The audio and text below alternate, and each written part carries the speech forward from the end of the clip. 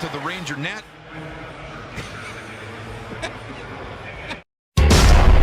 Get ready to fly. 5527, ready for departure.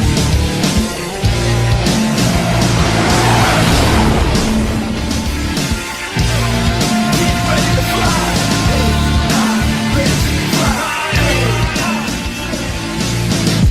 Good morning, afternoon, and evening, ladies and gentlemen. My name is Zachary Nolan. Welcome back. If this is your first time tuning in, hello. It's a pleasure to meet you. My name is Zachary Nolan. Please subscribe and enjoy the video. Let's talk about it, shall we? Jets lose 3-2 to the Montreal Canadiens. And there's really two stories about this game. The game and the referees. One story is fine. It is what it is. The other story is dog shit. And who was dog shit? The referees, baby. Yes, it is. Let's get into it right away. Before we get into the nitty-gritty, first off, they did a celebration for the Winnipeg Jets athletic therapist who had 1,500 games under his name. Check it out. Only joined the MTL-3 Double Boost in 2002 before becoming their athletic therapist in 2006. He remained in that role with the Jets when they joined the NHL in 2011 and worked his 1,000th pro game January of 2016. He's won a gold medal with Team Canada at the 2015 World Championships, as well as a silver medal in 2017. An avid outdoorsman, Rob is supported at home by his wife Camille, as well as son Bauer and daughter Janelle. Congratulations, Rob, on 1,500 pro games.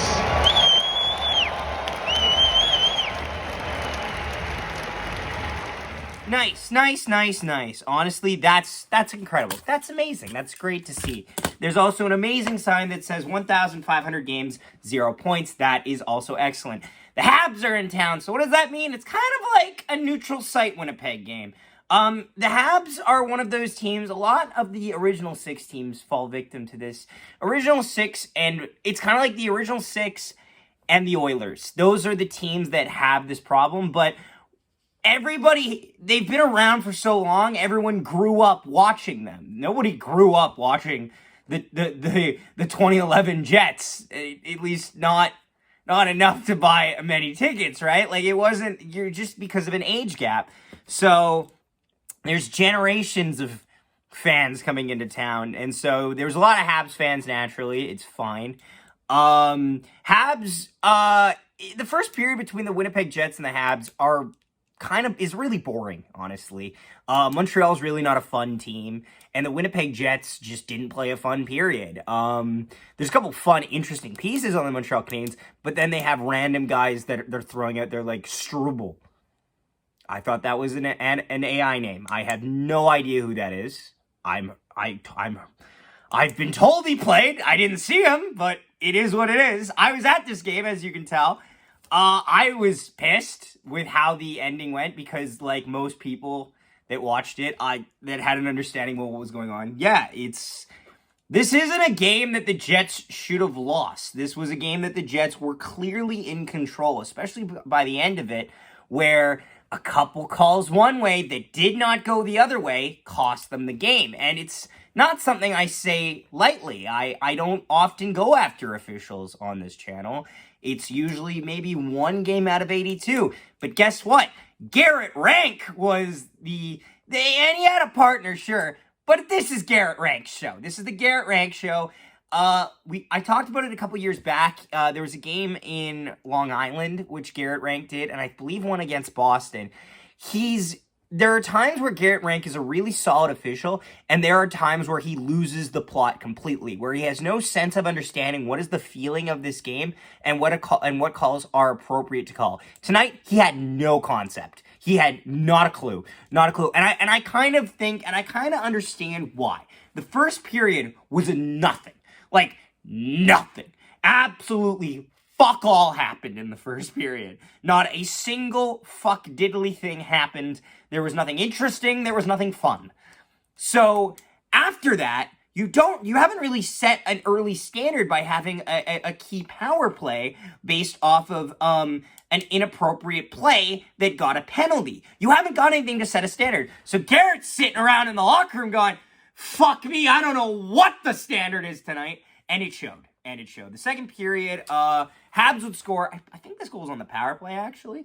No, it's not. Second one's on the power play. Josh Anderson. Now, I'm going to be honest. Josh Anderson looks like he boots this puck right into the net. Reaction here. Got it clear.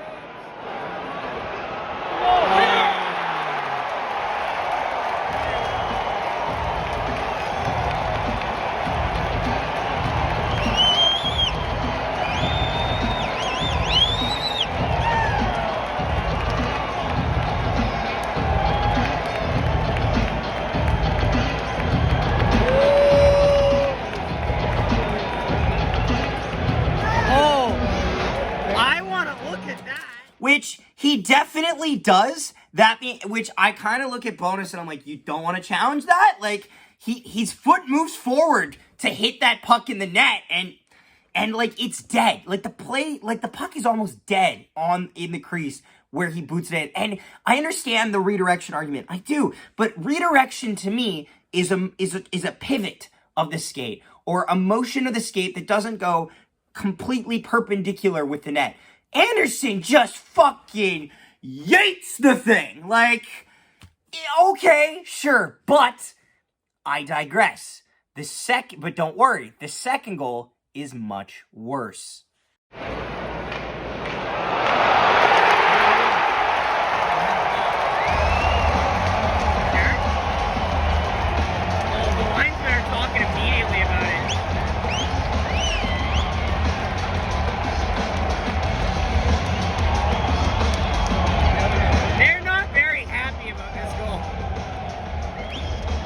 Take a look. Oh yeah, he doesn't touch it. I don't think he touched it with his stick. No, he doesn't get it. Hand. That is a hand pass. I'm gonna tell you a couple things that you can tell that it's a hand pass. Not only that it is a hand pass, that everyone in the building kind of knew it was a hand pass. First off, it's a play on the power play. I'm not thrilled on the call, but whatever. I will accept that there is a power play of legal tender. Cool. Right after the Montreal Canadiens score, that is a very fucking silent huddle there. They fucking waddled back. No celebration, no excitement, no nothing. All of the Habs are kind of like, it was kind of like when you watch somebody get back into the huddle in football where they definitely made pass interference, and it's like, and he's like, no, I was good. It's like, I don't think I was okay. I think I fucked up. That was pretty much the entire Habs huddle. The more telling sign, though, is that this whole problem isn't initiated by the Jets. No, it's initiated by the referees because they realized, oh, fuck, we missed it. There's a giant huddle of referees next to the ice, and that's not normal. That is, as somebody who refs hockey, that only happens when a mistake has been made, or, at least at the very minimum, you don't know. And the fact that you don't know when the guy is 2 feet in front of you either says you shouldn't be reffing in this league, or that serious measures have to be reevaluated. Anderson catches the puck, he goes to put it onto his stick, gets stick checked, the puck keeps skittering to the open man who shoots and scores. That's definition of a hand pass. They review it. They review it long. Everyone in the building knows that no one touched it. You can look at angles. And people are saying, well, they need conclusive evidence. Yes, they do. But here's the thing. We're looking right now for, you're saying that it's not a hand pass case. So what we're looking for is lack of contact. Well, that's the play. The whole play is a lack of contact. You need to find where he, like, I hate this notion that there's such a high pedestal because it was called the goal first. On a hand pass, you're looking to make sure it hits the stick. If it's too close to tell if it hits the stick, then it didn't fucking hit the stick. That's simple. That's very simple. I digress. Despite and then they call it a good goal reaction. Please. After the coach's challenge video review was determined that the call on the ice was confirmed, we have a good goal. What? What did you watch? What did you watch? this?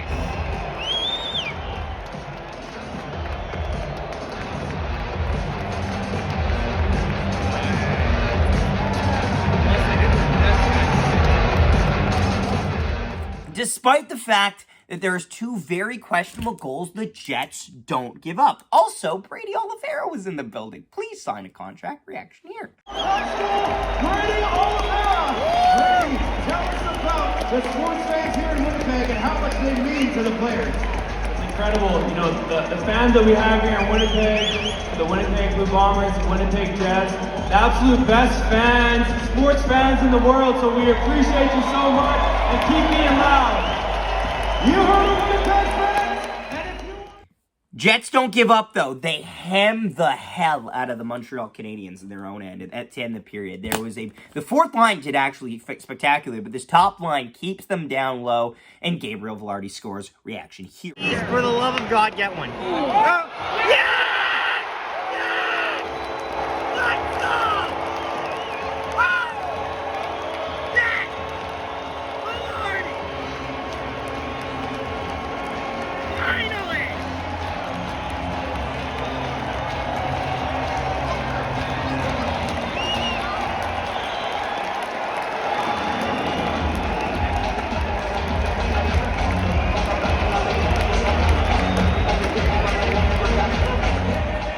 Great to see it. Love to see it. Awesome. Awesome. The Jets have a little bit of momentum finally going into the third period. Jake Allen and Hellebuck were in net. Both played fine. Jake Allen really didn't have a lot of high danger shots to deal with. There was a couple real close ones. There was a close one in the first where I thought he got beat. And there was a close one in the third where the Jets really started to pour it on. Other than that, no. Before we get into it, what time is it? Moose Watch!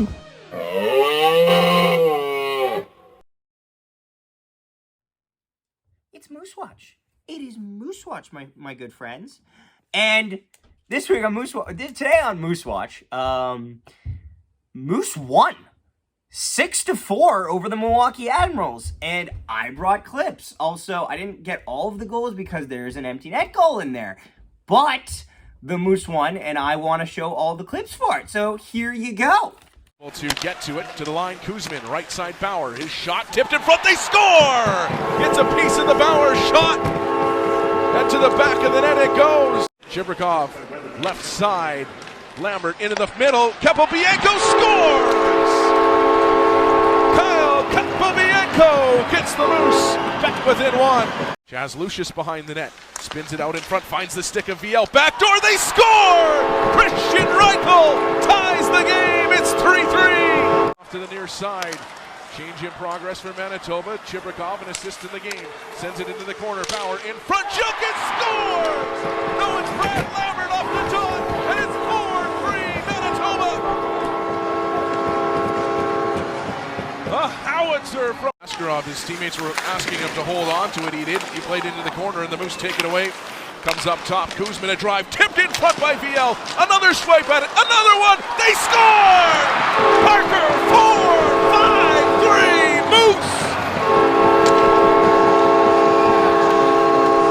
4-5-3 Moose! Another great play by Dmitry Kuzmin. Yes, sir. Yes, sir. A lot of Manitoba Moose goals. Good to see it.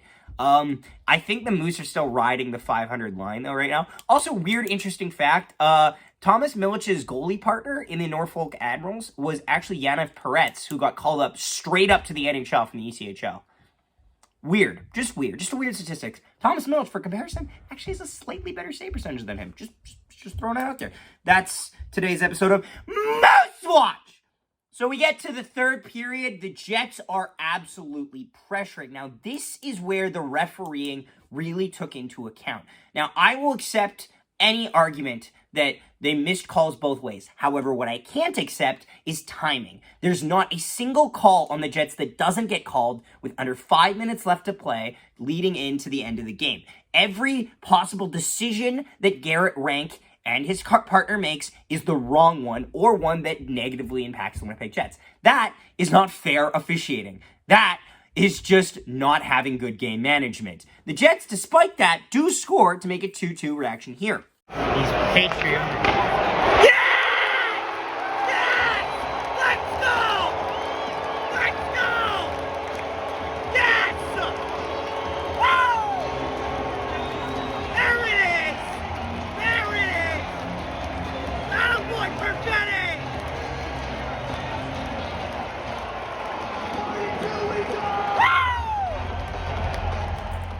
Now, afterwards is where it gets really ugly. So to set the tone here, first off, Nemestikov gets tripped. No call. Okay, under 2 minutes to go. You're not calling a penalty. Cool, that's all right. Then Ehlers gets interfered with while he's reaching with his stick to make an amazing play to clear the puck out of the zone. Ehlers gets called on tripping, even though Josh Anderson was interfering with him. Wait, what the fuck? Why? If you're telling me that you set a standard a minute ago because Nemestikov gets tripped the same way. Actually, if you want to be even better, Ehlers gets interfered with by Savard, who can hardly skate. He grabs his arm and pulls him like this. There's videos of it everywhere, all over the place. Not a single arm goes up. And you know why and it's really frustrating because the Jets were dominating near the end of the third period. The Habs are tired. That's why the Habs are making all these bad plays. But the refs don't enforce it. So when Ehlers gets interfered with, all they look at is his stick, rather than his body getting flung to the ground by Josh Anderson illegally for an interference. Ehlers gets called on the trip. Despite that, the Jets still claw their way through. And then in overtime, Habs player puts his hand illegally over the puck, and Garrett Rank panics. If there's a penalty called, you're calling it because the player put his hand over the puck. Why are you calling a cross-checking penalty when we don't have the puck, and to stop play is him covering it? So either you're saying that the cross-check was before the coverage of the puck, which we know it isn't. He's just getting worked to hell by Adam Lowry, who's 3 times as powerful as him. Or you're also just saying, listen, I don't fucking know what to do. I'm going to call them both because I don't know how to ref. That's what you did, Garrett. You just went, panic! I'll take them both. So it's not a fair trade-off. We lose our best penalty killer. And then on the power play...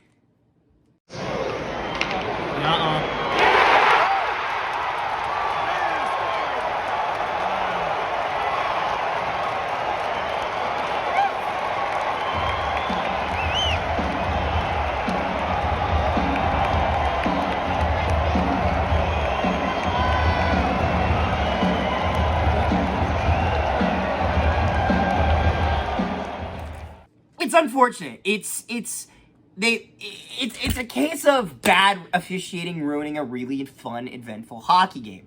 Now, it is what it is. The Jets are still an extremely better team than the Habs. It was never really about that. The Habs aren't good.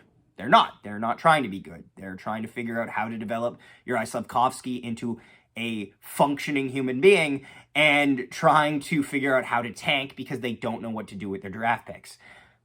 One of them is in our laps. Thank you.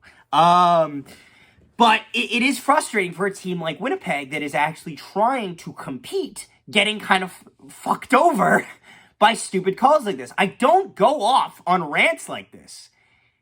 Tonight's special, isn't it? It fucking is. But yeah, I don't want to see Garrett Rank ref a Jets game for a while.